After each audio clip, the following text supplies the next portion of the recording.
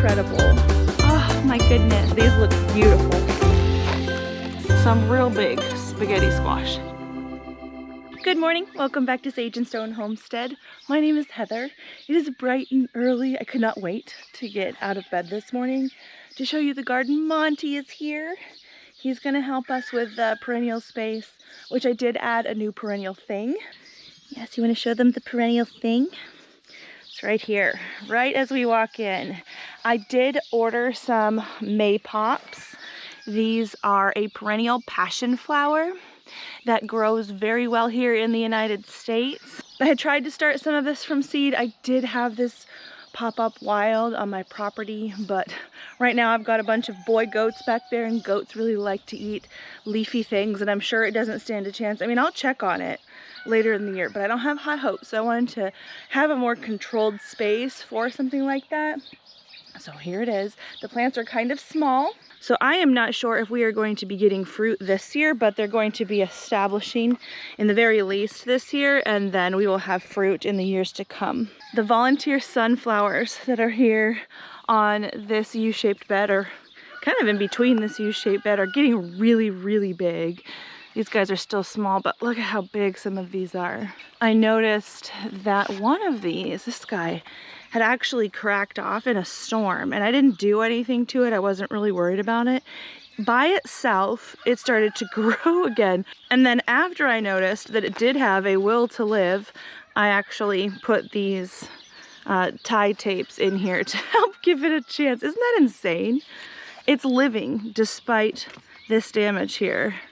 Crazy. I did manage to locate a volunteer loofah gourd. That's what's under here. It's being, you know, protected from the sky. And ever since I put it in the ground, it has gained an extra leaf or two.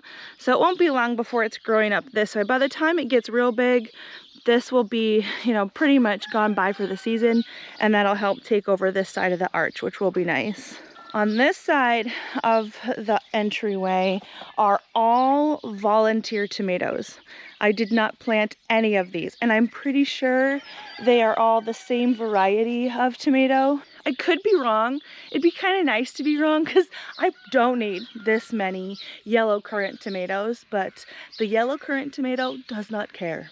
It comes back by seed on my property in droves every single year. I don't even plant it anymore from seed. I've got some saved seed because heaven forbid if something goes crazy and I don't see it again and I can't find the seeds for it. But every year I do worry about, you know, is it going to come up this year?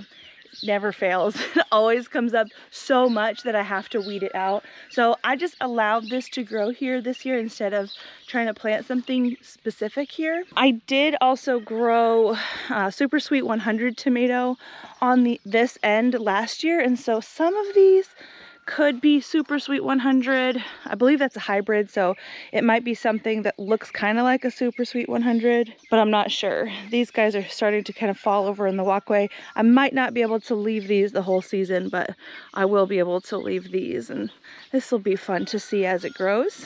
My thornless blackberries peaked in their bloom in between garden tours. So there's not very many pretty flowers, but there are a ton of green fruits on these plants. We are so excited about blackberry harvest time this year.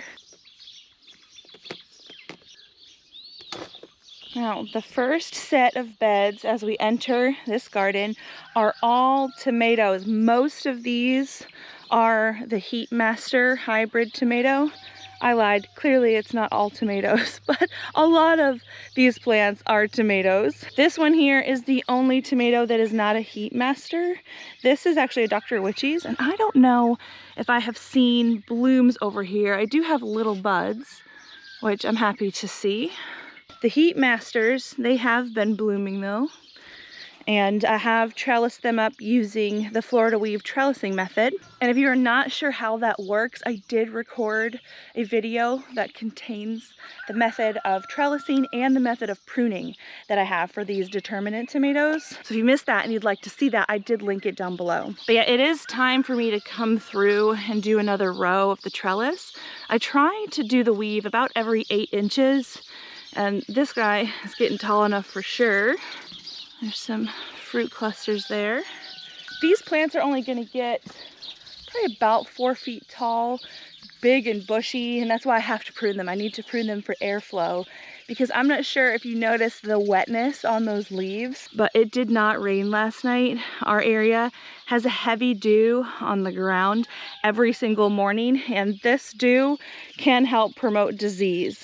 So if there's any disease on the plant, water will absolutely be a great way for that disease to move to other parts of the plant, to other plants. And so I like to quickly prune off disease that I see, but also prune for enough airflow that we keep disease at bay as long as possible. It's inevitable in our area. We try to stave it off as long as possible so we can get a good harvest.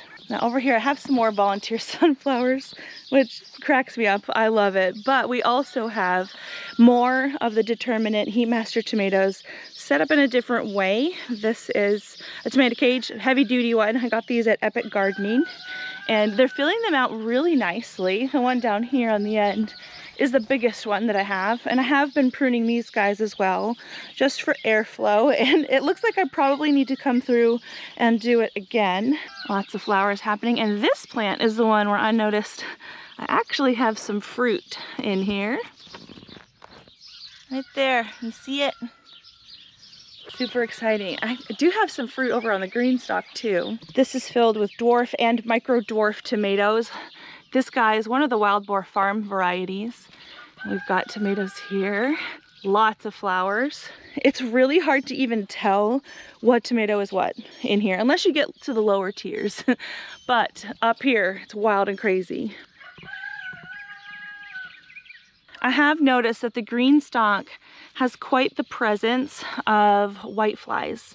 Do you see these little wispy white bugs? These are whiteflies.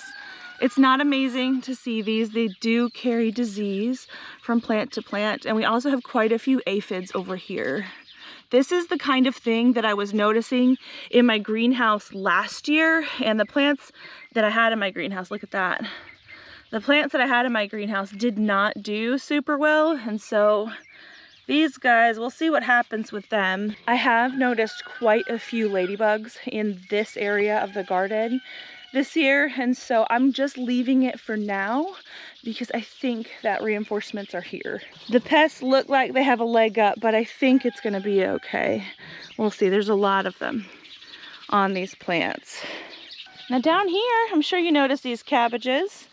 I really didn't think that we were going to be getting a harvest out of these this year, mostly because in our last garden tour I noticed the beginnings of cabbage loopers, little green worms that love to eat brassica plants, and I decided I wasn't going to do anything for them, but they're heading up anyway.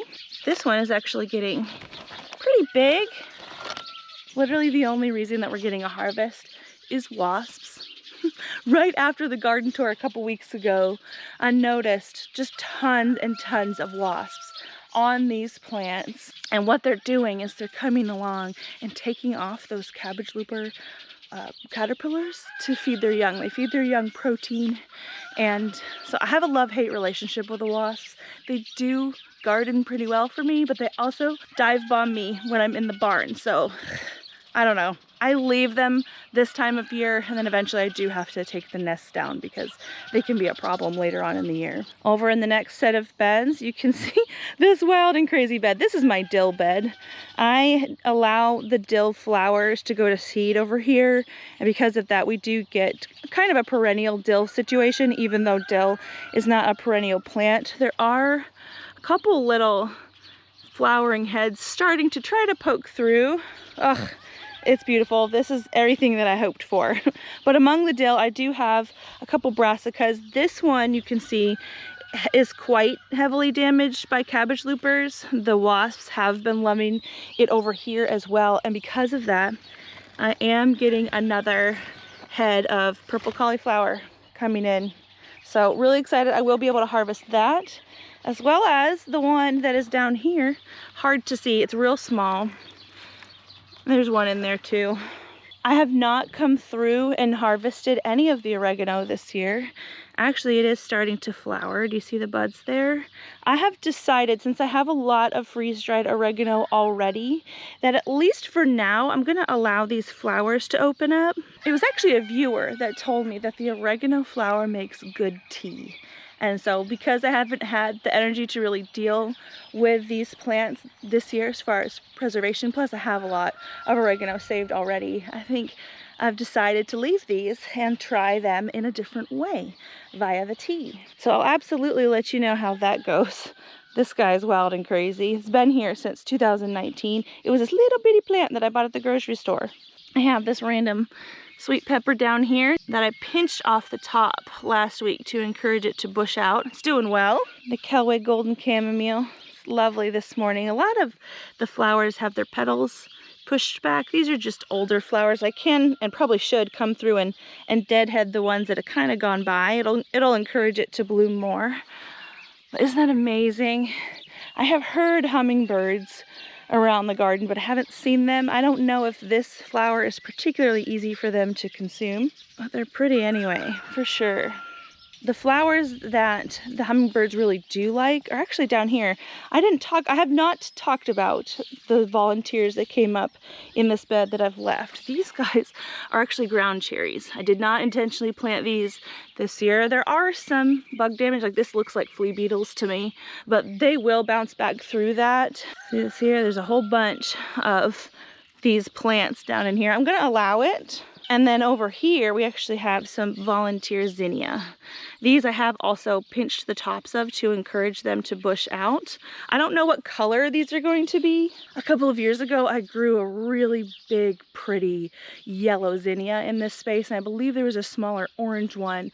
But I've planted zinnias of all colors, and the seeds can definitely move around, and so it'll be exciting to see the flowers that pop up over here. I have been wanting volunteer zinnias in the garden for years, and they never come back for me, and I don't know why, until this year. There's a lot of them.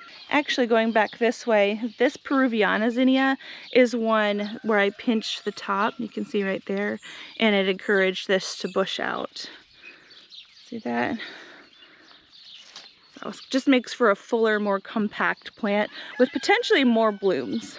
The Carlos muscadine grapes on this trellis, they're beautiful, but they seem kind of stagnant. They've had these clusters on them for a long time that haven't changed at all, and I haven't noticed them open up and bloom. I don't know if maybe they have and I just never noticed, but they're not really doing anything yet. I've been watching them very diligently. I want to see if these smell as good as the ones that were over there. These are I've got a different type of grape over there that are actually doing something, and we'll check that out in a second. But this is perplexing to me that the buds just sit there and don't open. But maybe they take longer. This will be the first year that we will have gotten fruit off of these guys. Last year is when I got these plants and actually got one pot. I purchased one plant, and there was 2 plants in the pot, and I separated them, and I put one here and I put one here, and this is how they are this year. They've grown a ton. Down at the base of this Carlos muscadine is a volunteer vining squash of some sort. I really hope it's a Dutch fork pie pumpkin, but it could be a tromboncino squash. Last year I had a volunteer tromboncino come up in my compost bin over there. So it could be. It shouldn't be long before we're able to identify what this is based on the flowers that it says. But it's creeping out into the walkway, which is what I hoped for, so it can actually get a good amount of sun and ramble pretty well. It's going to be wild, this area of the garden, but I really want to allow this to happen. It has been a very disappointing strawberry year for us. We have gotten very few berries. I did fertilize in here, but it is still quite cram-packed with plants, and it seems like either lizards or birds or something has been really eating the berries down before we can get to them. We had a lot of green fruit on and really nothing to show for it, so kind of sad. The asparagus also is kind of starting to slow down. It's around this time every year that I consider stopping the harvest. I think I'm going to continue a little bit longer into season as long as my stalks remain about pencil sized or a little bit bigger. See, this guy is right on the edge. I will probably leave that. But this one here, this one's bigger. So when it gets taller, I'll harvest that one. But the fronds are really starting to do their thing. This is what we want this time of year. I don't know if you guys noticed that I put up some owls. This is to hopefully prevent the birds from taking things like my berries, like the grapes, and these berries over here, the legacy blueberries. There's a bunch of them on here. So far, none of them have ripened. I did decide that I would net a couple of these. I haven't done it to all of them yet because I was a little bit worried if we get a lot of rain and wind that possibly the rain can kind of saturate these bags and weigh the plant down and potentially break them, which I think in my mind is worse than the birds plucking off the fruit because then it damages the plant. And I don't know what that does for like future harvests.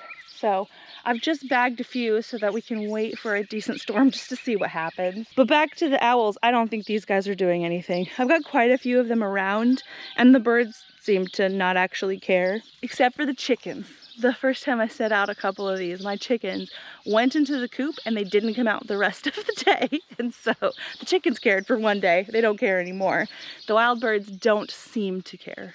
The best thing that I have seen to keep birds away from plants are plastic snakes, and I need to order some more and possibly put them over here, but I may also get like a cage system to put over this area if birds become a big problem. Now, I've heard people say that you need a couple different types of blueberries for them to set fruit. These are all the same type. These are legacy blueberries. Now, there's a lot of Amish farms around us and they do grow things like this. So as far as I know, there could be like within a mile more blueberries of a different type that the pollinators have exchanged pollen with my berries. But I don't know that for sure. I just know that these guys are doing pretty well despite me only having one type. Now, this situation over here looks the way that it does because I'm pretty sure it's either my cat or my dog was digging in this bed and they actually displaced this little cage and tore up this seedling. These are all roselle plants, which really aren't doing a lot of growing. And I transplanted them in here.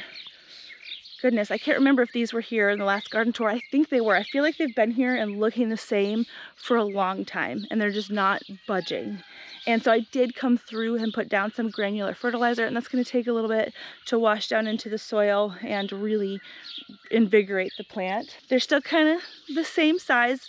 They're really not going to grow if the animals dig them up. And so I stuck these posts here to help prevent that. I really need to get either some fencing for this area or a different underground wire for my dog so that he doesn't come in the garden. He used to be scared of these little white flags that came with his underground fence because those flags signaled his boundary line, and he knew if he got close to his boundary line he was going to get zapped, and he didn't like that. But his underground line has been broken for quite a long time. It hasn't mattered for the rest of the farm. He stays in. The entire property is fenced except for he can get in the garden now and he knows it, and he can cause some problems. So I'm brainstorming things to do. I know you can help guard your garden with like an automatic sprinkler that will come on when it sees motion, and that's fine, except for I do like my cats in the garden to an extent because we can have a decent rodent population here on our farm, and the cats really help keep that down, and I'd like them to be able to do their job with the rodents but also with the birds, because the birds can also be destructive to the garden. So I kind of have to just weigh which option is better. Birds, rodents, cats, I don't know. You can't really win. So I think I'd rather have the cats though. Next to the roselle, we have our Jerusalem artichokes, which have filled out this bed better than I really thought that they would. I don't know what I expected really, but look at them. I don't know when we're gonna get flowers, but hopefully soon. So over here, these are the Sunbelt grapes that have done a lot of growing since the last time we saw them on video. Isn't that incredible? Oh my goodness. This is also something where I stuck some tool bags over them, just a few of them, to see how they did when we got some weather. And so we haven't gotten that weather yet, but we should be getting some this week. and then I can really tell. I may end up putting over bags over all of the clusters to protect them from birds. But this is something I need to talk to my Amish friend about. This is a variety that they grow a lot of. And when I bought them, I asked if this variety had a harder skin. And the lady said, yeah. And she looked like, ooh, yeah, they kind of do. A little bit disappointed, like I would be disappointed, but I was actually sort of excited because I feel like that would be bird resistant. That would make for a bird resistant grape, because I can juice these easy and then make grape jelly or, you know, grape juice. So it's fine to me if these have a harder skin, because that's going to help them be resistant to birds. But I'm still covering at least a few of them so I can be sure that we get a little bit of a harvest just in case. But it's going to be a while before they blush. This is our first year getting fruit over here as well. And these guys were also little tiny sticks when I got them last year. They were $5 a piece. My little dwarf cherry trees are doing well. There was a little cherry on this tree, but it fell off. So no cherries this year. Maybe next year. Next year will be their third year here. I ran and got my tripod so I could show you just how big the elderberry bush is this year.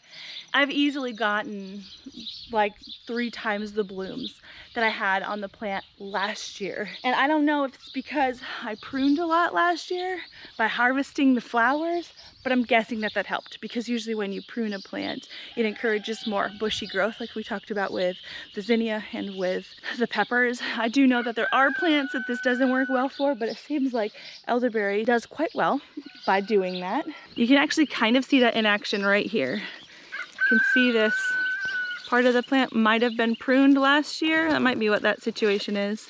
And then we've got 2 branches where there was once one, and then 2 blooms where there was once one. I've already come through and harvested elderflower 3 times for making elderflower cordial. And last year, I think that's all I did, was 3 bouts or 3 rounds of elderflower cordial. And this year, I think I'm gonna get a 4th and maybe a 5th. Look at it, the backside has a lot more flowers open. Oh my goodness. And of course, it just smells like heaven over here. The sun is now just starting to come up, and so the pollinators will be here in no time. And for every 1 acre of elderflower plants, you get 800 pounds of pollen. This is a large pollen plant for honeybees and I'm sure native bees as well. And that's why I planted it. I knew that we could benefit from elderflower as well and elderberries as well, but this was really something I planted for my bees. I have loved it though. So have they. It's been working out. On the flowers here, can you see those? The little yellow bits in the center of the flower? That's the pollen. And when you make something like elderflower cordial, that's where the flavor comes from. So when you're harvesting the flowers to make something with them, you want to make sure that you're getting like fresh flowers. There are some older ones here. Really, once the flower is spent, it's not long before the petals just fall off. But the center of this one has some fresher parts to it, but you can kind of see around the outside edge where stuff has kind of started to go by the wayside. And once the flower falls off, what's behind it is a little berry. And the elderberries don't take very long to mature. And honestly, this is something that you'd think the birds would just pick apart and there would be nothing left, but we get quite a few elderberries every year, like a lot. This whole plant will just be drooping and weighed down with elderberries in no time flat. Over here in the potato bed, you wouldn't really know it's a potato from this angle, but it's potatoes. Over here, the plants that I put in, or the potatoes that I planted later, are finally starting to catch up to the ones that got put in first. Lots of flowers, new flowers, have come up.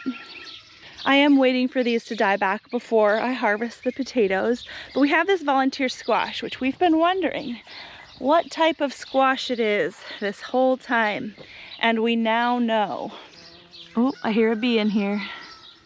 There's a bee in here having a good time, but look, it is a scallop squash, and it looks like it's probably a white one. I have grown white scallop squash and I've grown a yellow variety that has like a green bottom to it. This looks like a white one. And because it looks like a scallop squash, Pretty sure it is a scallop squash, and it's not going to be toxic. We had a toxic squash situation, which I think the last garden tour discusses. I do have a playlist of all the garden tours that is linked down in the description box, and the title will tell you which one has the toxic squash information in it if you're curious about that. But yeah, I'm guessing this one is probably fine. This little squash, I could harvest it right now, but I'm gonna leave it and just let it get a little bit bigger. I don't mind them a little bit bigger. Whoop, there he is. There's our bee friend. She was in this male flower and going back and forth to this female flower, which is how the pollination works. And so I'm just gonna leave her to it.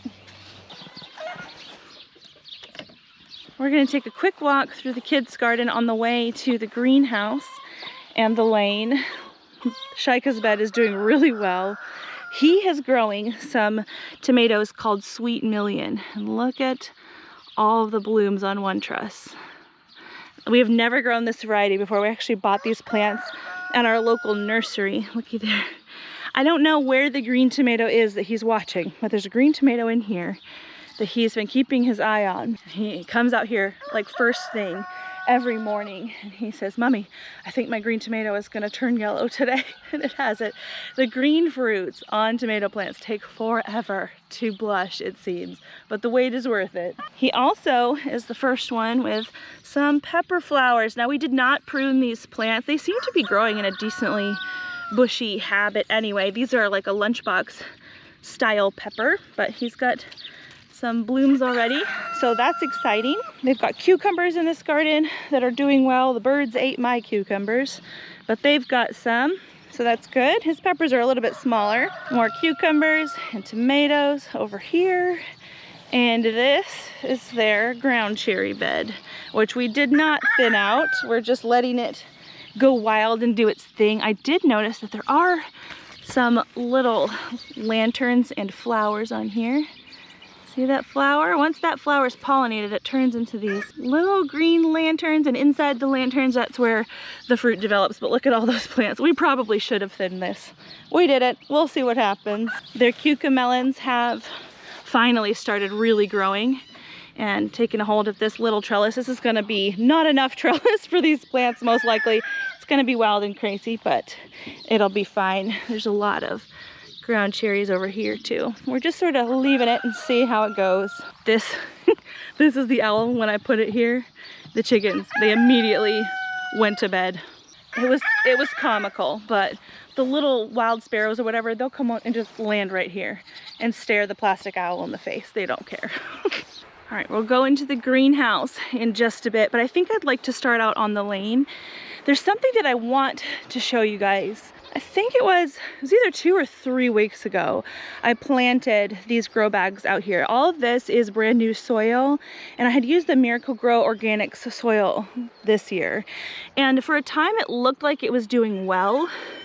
And as you can see, these plants are just not looking super healthy. These are cowpeas, and they should really be growing faster than they are. It's not that they're not growing, they're going slow, and they have this discoloration on them. This is classic nutrient deficiency.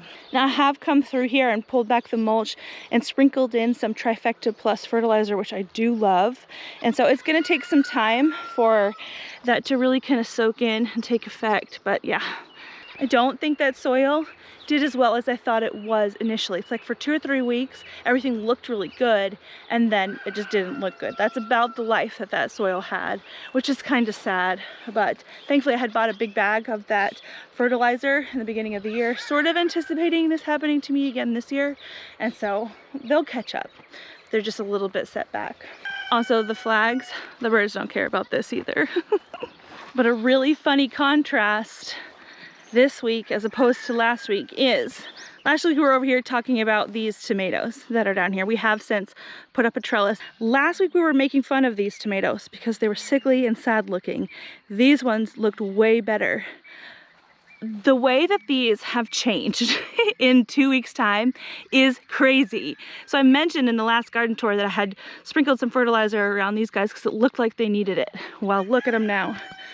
Oh my goodness, this was the Trifecta Plus. Again, I swear that fertilizer has saved my garden for 2 years in a row now. But yeah, these Belgian giants are absolutely on their way now. These look beautiful, so happy. And this guy is the same variety of plant. This is a Belgian giant. Last week we were talking about how this one was ahead of that one, and now they've flipped. So this is the new soil. This is Kellogg soil from last year, but that I did have to amend. And this is the Miracle-Gro soil, the Miracle-Gro Organics soil from this year. And I did amend these plants. And they are looking like they're starting to respond. I'm seeing, they just look greener. I've got a picture of these plants from a handful of days ago, and I'll put that in here. But yeah, these guys will bounce back and they'll be fine. They've even got some flowers going on. But you see this evidence? This is how you know that the birds do not care about the flags. There's bird poop on some of these plants, but this has easily been the worst year that we've had with bird pressure, and I have a theory. You know how last year we had the cicadas, the massive cicada bloom, or whatever, brood. They don't bloom, I don't know. But, so the birds likely had a lot of food. It was a real good year for the birds. So I imagine they might have laid extra eggs, had more babies, and they're here this year, eating up things that I don't want them to eat up in a time of the year where they don't normally eat up as much as they have.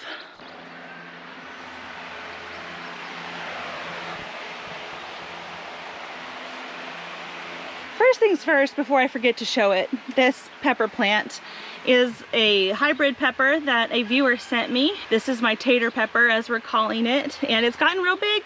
It started out kind of small and funny, but it's got 2 branches on it now and is doing really well. So that makes me happy. This is a cross between a jalapeno and a habanero. I have some Malabar spinach that volunteered in here, and that is doing really well. It's finally starting to get a hold of the trellis, and this will actually get nice and big and bushy and really spread out. It's gonna be beautiful. Here, let me turn off the fans so that you can hear me. But Malabar spinach is one of those things where it's a lovely green to grow over the summertime, because a lot of green things, green leafy things, don't grow well into the heat, but Malabar spinach really does a great job with that. And actually my favorite thing to do with these spinach leaves is to actually just come in here and pluck a couple off and put them as like the replacement for lettuce on a sandwich. Really yummy. Their leaves are kind of succulent, and there's just a tiny bit of mucilage in them.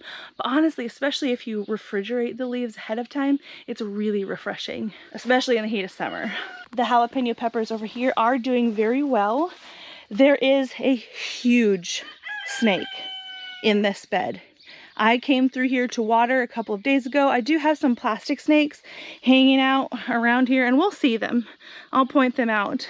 And so for a second, I didn't really think anything of it, but then I remembered I don't have a snake that big. See, I put this here to block its hole, but I'm sure it doesn't care about that. I thought it was a mouse hole, and maybe at one point it was, but there's a snake for sure.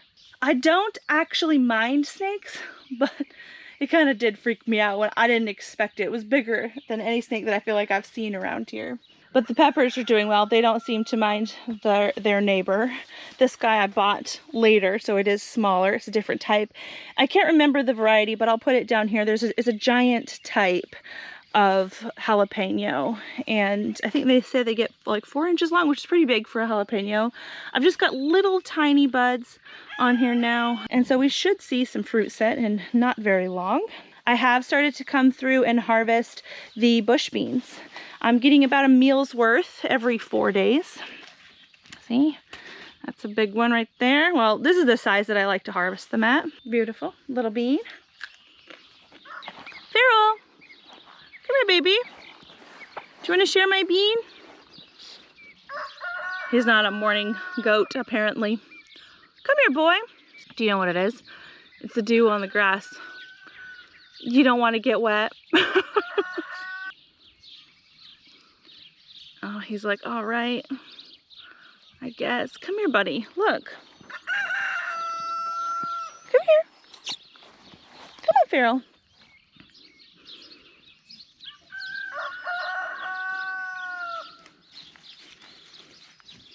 I tasted it for you. It's good.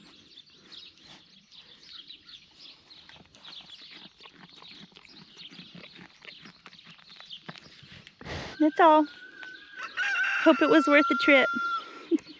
The onions that are in here are, these ones are laying over. And this is my first year growing this many onions. I've got 4 beds down this side of the greenhouse and then 4 beds on this side of the greenhouse. The way that I planted them is it's kind of staggered. So this is the youngest bed that does look like it has some little flowers trying to come up. I do pluck these off here. You can see that these are actually planted in clusters of 3. I did this to try to increase the yield for the space. It was a viewer that gave me that tip. We'll get smaller onions when they're planted close together like that, but for the space we could get more poundage. A lot of them over here are planted, you know, single plantings about 4 to 6 inches apart, and these are laying over. I don't know that this isn't from wind. Like, some of them are decent sized though. Like, they're not amazing, but they're not bad. This soil isn't quite what I know that it can be. This is only the 2nd year that this soil will have been planted in, so really any kind of harvest that I can get I'm going to be happy with. There's actually quite a lot of bulbing happening down here. These guys are the white onions. The yellow onions look like they're going to be the biggest. There's some real big ones down here. Like, look at that fatty right there.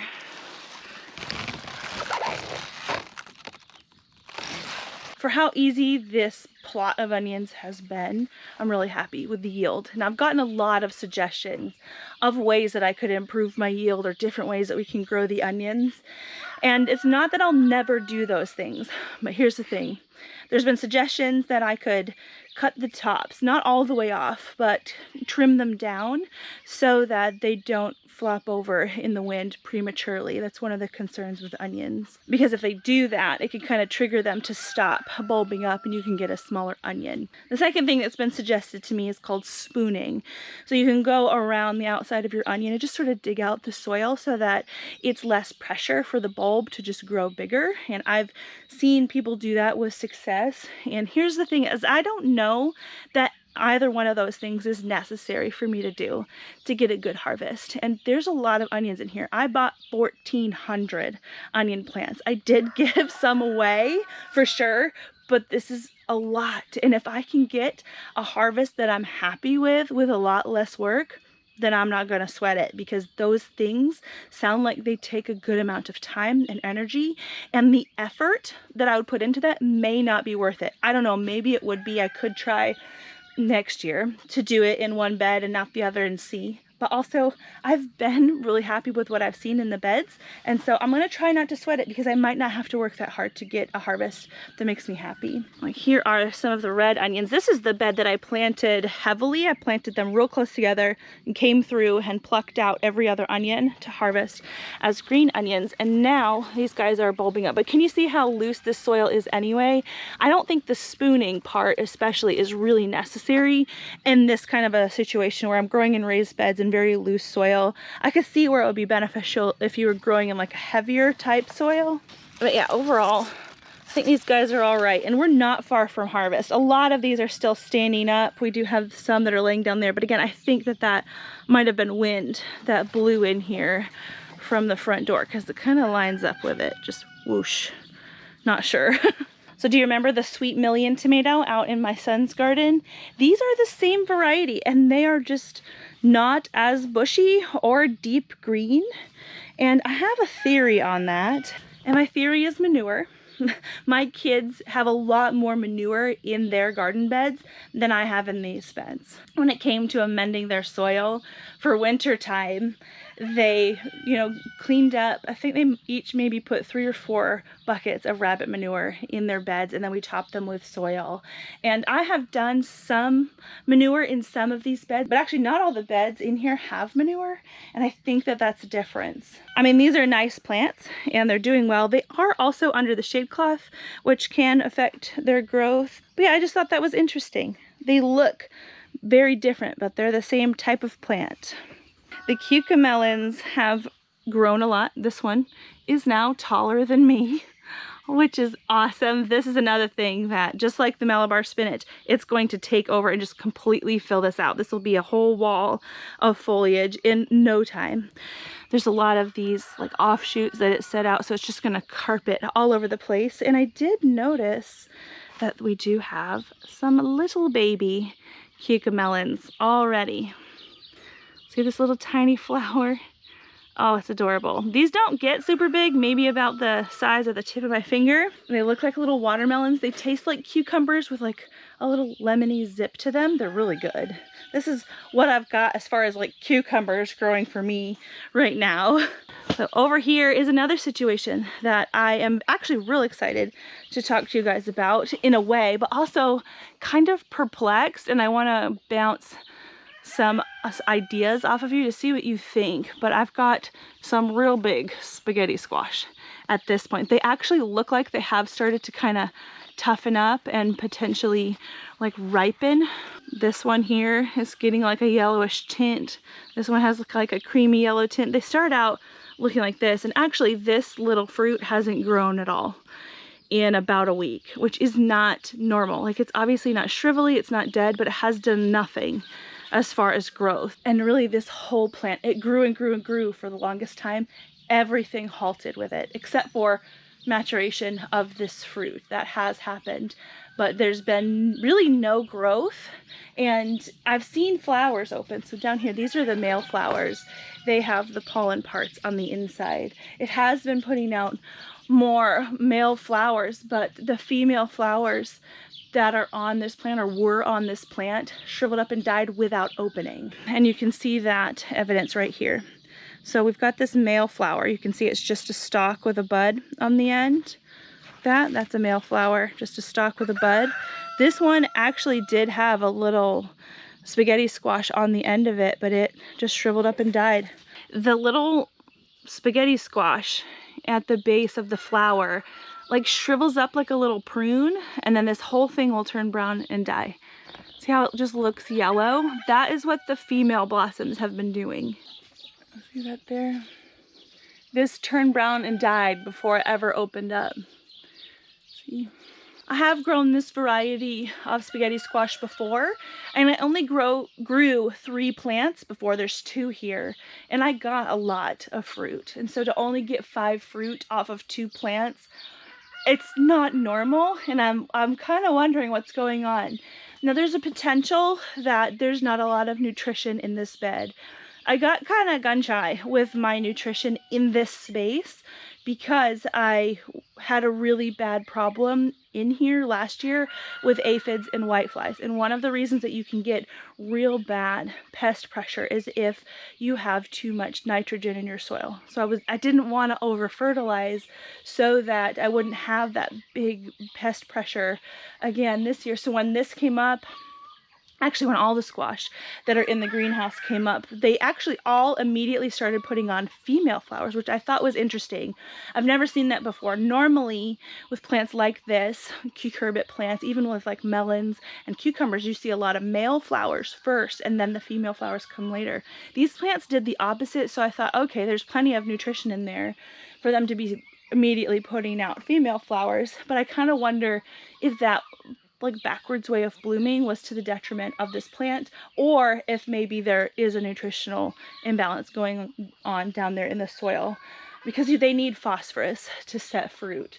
So I did put down some fertilizer at the root base, and I have watered. I don't know if that's going to help at this point, because at this point the plant is maturing the fruit, and really that's all the plant really needs to do. It probably knows that in the chemical signaling of the plant that it is achieving its goal by setting fruit with viable seed inside. And so we may just have to try again. This spaghetti squash grew and set fruit really fast, and I know that here in the greenhouse I can get away with another planting. So when some of the onions come out, I believe I'm going to be planting some more spaghetti squash, and I will amend these beds. This little squash that I have over here that survived the toxic squash situation, it has been setting female flowers and fruit, and it's in the same planting space with the same nutrition. So I don't know, I'm still a little bit perplexed as what's going on over here.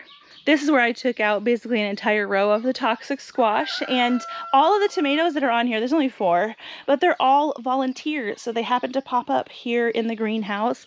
This one has been very intriguing. It actually volunteered in the corner of the bed over there, and when I had to take out the squash, I just leaned it this way and gave it the trellis, and I've been very intrigued to see what is actually going on over here. Now, I think that this may be a variety of tomato called the black strawberry tomato. It's an heirloom that I did grow in the greenhouse, but I grew it down that way last year. That does not mean that the seed couldn't have migrated. Actually, what I did when I amended these beds for the fall garden is that I took off the mulch from the bed to amend underneath, and then when I amended, I actually removed the mulch from the bed next door and put it back on, so that then this bed didn't have mulch and could be amended. And so all of the mulch is kind of moved around in the greenhouse, and so this could be that. It's definitely what it looks like to me. That's really exciting. Like I mentioned before, I really do love the yellow currant tomato that volunteers on my property like crazy, but it's cool when I get volunteers that are not that tomato, because that one is so common. These guys are more special. I don't know what variety of tomato this is. It looks a little bit similar to that one, honestly, in the truss. See, they're the kind of longer, I don't know. But these ones down here, these ones I think are blue cream berries. And I think that because the stem of this tomato is like a purpley color. Can you see the difference over here? This one is a green stem, and this one is a purple stem. Now, purpling on tomato plants can be a sign of a nutrient deficiency. Oop, there are some aphids in here. But usually if the purpling is only on the stem of the plant, this is just part of the plant's genetics. And it can mean that there's going to be purpling on the fruit. And I do know that the blue cream berry cherry tomato is like a creamy yellow tomato with some purple shoulders. I'm really hoping that that's what these are, because I didn't plant any of those this year and I kind of regretted it. But yeah, we are starting to see some aphids, but I do have my praying mantis in here somewhere. 2 of the praying mantis egg capsules have hatched. This third one, I don't know if it's a dud, but it hasn't done anything. So yeah, I'm gonna hold my breath and cross my fingers that it doesn't turn into a big problem in here. Down on this end, we have our armpit melons, and they have grown a ton since the last time we chatted. This guy is taller than me. They've been putting on flowers. As far as I can tell, they are all male flowers. We don't have any little baby melons coming on quite yet, but that is a-okay. See, here's one of those plastic snakes we talked about. Actually, this plant right here is one that had some caterpillar and bird damage on it the last time we chatted. So you can kind of still see it down here, but it's bounced back really well, and it's not going to have a problem. On the other side of this trellis, I planted some lima beans. They are this type of lima bean, calico, something like that. Really pretty lima bean. They are kind of throwing out some tenderly looking things. These do climb a little bit, but not very much. So it's not like they're going to choke out these melons. They'll probably likely just climb all over each other, and they'll stay about yay high from what I remember. But they really have started to take off, and that is exciting. These are just going to hang out here and do their thing, and we'll harvest the pods when they're dry and crispy, which is going to be a while. There's not even any flowers on these yet. Crops like that, the set it and forget it types, they really are, my friends. That kind of a thing is what I'd like to put on the periphery of the greenhouse when the onions come out. More beans and some of the fast turnaround things, or things that I don't really have to think about, because at that time when we're preserving and curing all the onions, we'll start to get some blushing on some tomatoes, especially those that are out in the perennial garden, and so we'll be doing a lot of preserving. One last thing before we go, I have this grow bag of carrots that I had talked about thinning for months and never did, and it has actually grown and taken off, and some of these carrots are actually quite sizable. We're going to get pretty hot here soon, and so I might need to just harvest these no matter how big they are. Oh, that's encouraging. Not bad for neglecting the entire thing. So okay, there's at least a little bit of a decent harvest in there. I may just give it a couple more days, but I don't want it to get so hot that these decide they'd rather flower and shrivel up the root than give me a harvestable root. So cool, I'll put that on my agenda of things to do this week. I love fresh carrots, they're so good. Anyways, that's the garden right now. I'll see you back in the garden in 2 weeks' time. Hopefully by then, the plants here out on the lane will have bounced back well, and maybe we'll get some blushing tomatoes.